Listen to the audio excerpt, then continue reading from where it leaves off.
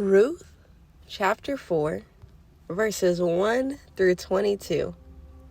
The marriage of Ruth and the line of David began here.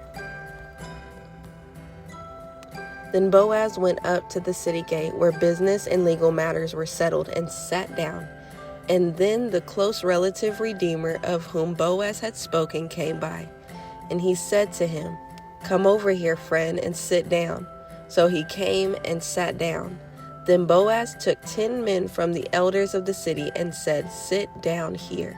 And they sat down, and he said to the closest relative redeemer, "Naomi, who has returned from the country of Moab, must sell the plot of land which belonged to our brother Elimelech. So I thought to let you hear of it, saying, buy it in the presence of those sitting here, and before the elders of my people. If you will redeem it, redeem it. But if not, then tell me so that I may know. For there is no one besides you to redeem it, and I am next of kin after you." And he said, "I will redeem it." Then Boaz said, "The day that you buy the field from Naomi, you must also acquire Ruth the Moabitess, the widow of the deceased, to restore the name of the deceased to his inheritance." The closest relative redeemers said, "I cannot redeem it for myself because by marrying a Moabitess, I would jeopardize my own inheritance. Take my right of redemption, purchase yourself, because I cannot redeem it." Deuteronomy 23:3. 4. Now, formerly in Israel, this was the custom concerning redeeming and exchanging property to confirm.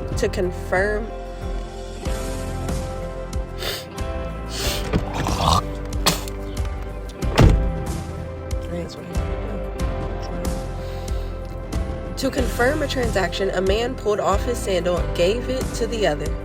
This was the way of confirming and attesting in Israel. So when the closest relative redeemer said to Boaz, "Buy it for yourself," he pulled off his sandal and gave it to Boaz to confirm the agreement. Then Boaz said to the elders and to all the people, "You are witnesses this day that I have bought everything that was Elimelech's and everything that was Chilion's and Mahlon's from the hands of Naomi. I have also acquired Ruth the Moabitess, the widow of Mahlon, to be my wife, to restore the name of the deceased to his inheritance, so that the name of the deceased will not be cut off from his brothers or from the gate of his birthplace. You are witnesses today." All the people at the gate and the elders said, "We are witnesses. May the Lord make the woman who is coming into your house like Rachel and Leah, the two who built the household of Israel. May you achieve wealth and power in Ephraim and become famous in Bethlehem. Furthermore, may your house be like the house of Perez, whom Tamar bore to Judah, because of the offspring which the Lord will give you by this young woman." So Boaz took Ruth, and she became his wife. And he went into her, and the Lord enabled her to conceive, and she gave birth to a son. Then the woman said to Naomi, "Blessed is the Lord who has not left you without a redeemer, a grandson as heir today. And may his name become famous in Israel. May he also be to you one who restores life and sustains your old age. For your daughter-in-law who loves you and is better to you than 7 sons has given birth to him." Verse 16. The line of David began here. Then Naomi took the child and placed him in her lap, and she became his nurse. The neighbor woman gave him a name, saying, "A son, grandson, has been born to Naomi." They named him Obed, worshiper. He is the father of Jesse, the father of David, the ancestor of Jesus Christ. Now these are the descendants of Perez. Perez was the father of Hezron.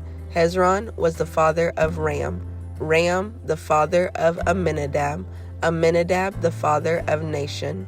Nahshon, the father of Salmon. Salmon, the father of Boaz.